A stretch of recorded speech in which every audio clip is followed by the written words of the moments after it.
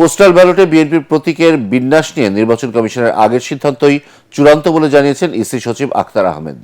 বিকেলে নির্বাচন কমিশনের ব্রিফিংয়ে এ তথ্য জানান তিনি। এছাড়া সম্প্রতি বাহরাইনে পোস্টাল ব্যালট যে ভিডিও সামাজিক যোগাযোগ মাধ্যমে প্রকাশিত হয়েছে সেখানে নিয়মের কোনো ব্যত্যয় ঘটেনি বলে জানান ইসি সচিব। তবে বিষয়টি খতিয়ে দেখতে বাহরাইনের নিযুক্ত রাষ্ট্রদূতকে নির্দেশনা দেওয়া হয়েছে বলে জানান তিনি। ইসি সচিব আরও জানান, আসন্ন ত্রয়োদশ জাতীয় সংসদ নির্বাচনে রিটার্নিং কর্মকর্তার সিদ্ধান্তের বিরুদ্ধে আপিল শুনানি পঞ্চম দিনে 100 জনের মধ্যে 73 জনকে বৈধ ঘোষণা করা হয়েছে। রিপোর্ট করছেন সাজ্জাদ জাহান। রাজধানীর আগারগাঁয়ে নির্বাচন ভবনের অডিটোরিয়ামে আপিল শুনানির পঞ্চম দিনে 281 থেকে 380 পর্যন্ত 100টি আপিলে শুনানি চলে। 73 জনকে বৈধ ঘোষণা করা হয়েছে, আর 17 জনের বাতিল ও 10 জনের মনোনয়ন স্থগিত রাখা হয়েছে।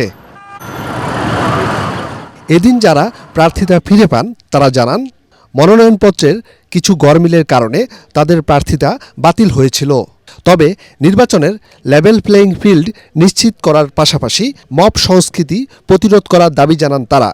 এই 1%-এর বিধানটা অগণতান্ত্রিক এবং এই 1%-এর বিধান স্বৈরতান্ত্রিকতার সৃষ্টি করে।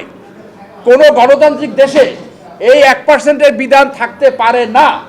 এবার আপনারা দেখেছেন সবচেয়ে বেশি প্রার্থিতা বাতিল হয়েছে এই 1%-এর কালো আইনের কারণে। আমরা মনে করি যে আগামী সংসদ নির্বাচনে একটি অবাধ, সুষ্ঠু এবং নিরপেক্ষ নির্বাচনের জন্য লেভেল প্লেইং ফিল্ড থাকা খুবই দরকার। নাহলে গণতান্ত্রিক যে যাত্রা শুরু হয়েছে, যে ট্রেনের যাত্রা করেছে, সেই ট্রেন লাইনচ্যুত হওয়ার সম্ভাবনা থাকবে। আমাদের যে প্রার্থীর পক্ষে আমরা দেখেছিলাম তিনি যুক্তরাজ্যের দ্বৈত নাগরিক ছিলেন। মনোনয়নপত্র জমাদানের পূর্বেই তিনি তার নাগরিকত্ব ত্যাগ করেছেন এবং সেটা আজকে আমরা এই কমিশনের সামনে যখন উপস্থাপন করেছি, কমিশন আমাদের বক্তব্য শুনেছেন। পরে সাংবাদিকদের সাথে কথা বলেন নির্বাচন কমিশন সচিব। পোস্টাল ব্যালটে বিএনপির প্রতীকের বিন্যাস নিয়ে নির্বাচন কমিশন আগের সিদ্ধান্তে রয়েছে বলে জানান তিনি। সেই সাথে বাহরাইনে পোস্টাল ব্যালট নিয়ে ছড়িয়ে পড়া ভিডিও খতিয়ে দেখা হচ্ছে বলে জানান কমিশন সচিব। ব্যালট ছাপানোর দায়িত্বটা যার কাছে আছে তার কাছ থেকে জেনে বলতে হবে। I am not ready on that. আমার যতটুকু জানা আছে সেটা হচ্ছে যে আমাদের যে গেজেটটা পাবলিশ করা হয়েছে, সেই গেজেটের ধারাবাহিকতা যেভাবে আছে সেই অর্ডারেই করা হয়েছে। এদিন কমিশন এক বিজ্ঞপ্তির মাধ্যমে নির্বাচনী আচরণবিধি লঙ্ঘন করায় ঢাকা 13 আসনের প্রার্থী খেলাফত মজলিসের মামুনুল হককে শোকজ করে। সাজ্জাদ জাহান, এটিএন বাংলা, ঢাকা। প্রস্তাবিত ঢাকা সেন্ট্রাল ইউনিভার্সিটির অধ্যাদেশের গেজেট বৃহস্পতিবারের মধ্যে প্রকাশের আলটিমেটাম দিয়েছে বিক্ষুব্ধ শিক্ষার্থীরা। রাজধানীর সায়েন্স ল্যাব সহ কয়েকটি পয়েন্ট অবরোধ করে এ দাবি জানায় তারা। দাবি না মানলে কঠোর আন্দোলনের হুঁশিয়ারিও দেয় শিক্ষার্থীরা। এদিকে সহপাঠী সাকিবুল হাসান রানা হত্যার বিচার ও আসামিদের গ্রেফতারের দাবিতে ফার্মগেট মোড় আটকে বিক্ষোভ করে তেজগাঁও কলেজের শিক্ষার্থীরা। গুরুত্বপূর্ণ পয়েন্টগুলোয় রাস্তা বন্ধ করে শিক্ষার্থীদের বিক্ষোভে নগর জুড়ে সৃষ্টি হয় ভয়াবহ যানজটের। ইমদাদুল্লাহ বাবুর রিপোর্ট। রাজধানীর 7 কলেজ নিয়ে প্রস্তাবিত কেন্দ্রীয় বিশ্ববিদ্যালয় বাস্তবায়নে ঢাকা সেন্ট্রাল ইউনিভার্সিটি অধ্যাদেশ 2025-এর গেজেট প্রকাশের দাবি নিয়ে আবারও রাজপথে শিক্ষার্থীরা। নগরীর বিভিন্ন স্থান থেকে মিছিল নিয়ে সায়েন্স ল্যাব মোড়ে এসে সড়ক অবরোধ করে পূর্ব ঘোষিত বিক্ষোভ কর্মসূচি শুরু করে বিক্ষুব্ধরা। এ সময় শিক্ষার্থীরা অভিযোগ করেন, একটি মহলের ষড়যন্ত্রের কারণে গেজেট প্রকাশে টালবাহানা করছে সরকার। যেহেতু অধ্যাদেশ লেখা হয়ে গিয়েছে, এই অধ্যাদেশ 15ই জানুয়ারি 2026 তারিখে যাতে ক্যাবিনেট মিটিংয়ে উপস্থাপন করা হয়। আমরা চাই আমাদের যেন দ্রুত অধ্যাদেশ জারি করা হয়। রাষ্ট্রের কাছে আমার একটাই অনুরোধ, আমাদের অধ্যাদেশ নির্বাচনের আগে যেন দিয়ে দেয়, আর সরকারকে কোনো কালক্ষেপণ করতে আমরা দিব না। গত 24 সেপ্টেম্বর এই অধ্যাদেশের খসড়া শিক্ষা মন্ত্রণালয়ের ওয়েবসাইটে প্রকাশিত হয়, জানিয়ে পক্ষে বিপক্ষে নানা তর্ক বিতর্কের সৃষ্টি হয়। তাই দ্রুত গেজেট প্রকাশ করা না হলে দুর্বার আন্দোলনের হুমকি দিয়েছে 7 কলেজের শিক্ষার্থীরা।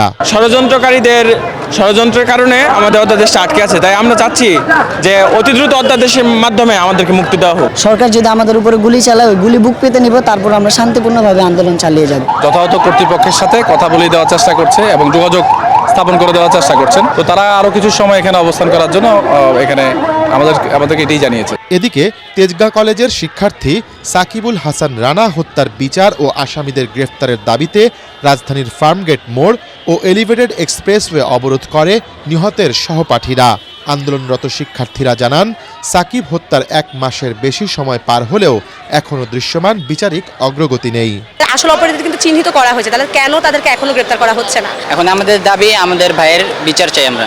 রাজধানীর 2টি গুরুত্বপূর্ণ পয়েন্টে শিক্ষার্থীদের বিক্ষোভের রেশ পড়ে পুরো নগরীতে। যান চলাচল বন্ধ হয়ে যাওয়ায় সৃষ্টি হয় তীব্র যানজটের।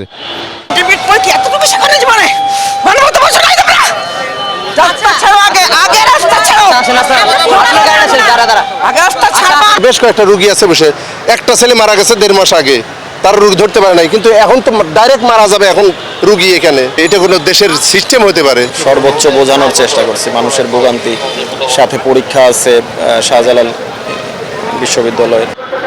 ইমদাদুল্লাহ বাবু, ATN বাংলা, ঢাকা। আজকের মধ্যে বিসিবি পরিচালক এম নাজমুল ইসলামকে পদত্যাগের আলটিমেটাম দিয়েছেন ক্রিকেটাররা। বেলা 1টায় বিপিএল এর ম্যাচের আগে তিনি পদত্যাগ না করলে সব ধরনের খেলা বন্ধ থাকবে বলে জানিয়েছেন ক্রিকেটারদের সংগঠন কোয়াবের সভাপতি মোহাম্মদ মিঠুন। রাতে জুমে আয়োজিত সংবাদ সম্মেলনে তিনি জানিয়েছেন, ক্রিকেটারদের নিয়ে নাজমুলের বিতর্কিত মন্তব্যের প্রতিবাদে এই সিদ্ধান্ত নেওয়া হয়েছে। কয়েকদিন ধরেই টি-20 বিশ্বকাপ খেলতে বাংলাদেশে ভারতে যাওয়া নিয়ে টানাপোড়েন চলছে। কয়েকদিন ধরেই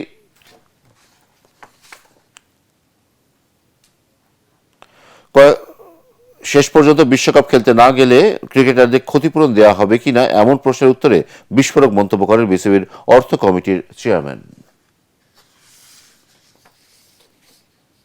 একজন বোর্ড ডিরেক্টর উনি যেভাবে প্লেয়ারদেরকে নিয়ে মন্তব্য করছেন, একজন দায়িত্বরত বোর্ড ডিরেক্টর কখনোই এইভাবে প্লেয়ারদের নিয়ে কথা বলতে পারেন না। আমরা ইমিডিয়েট ওনার রিজাইন চাচ্ছি। উনি যদি কালকে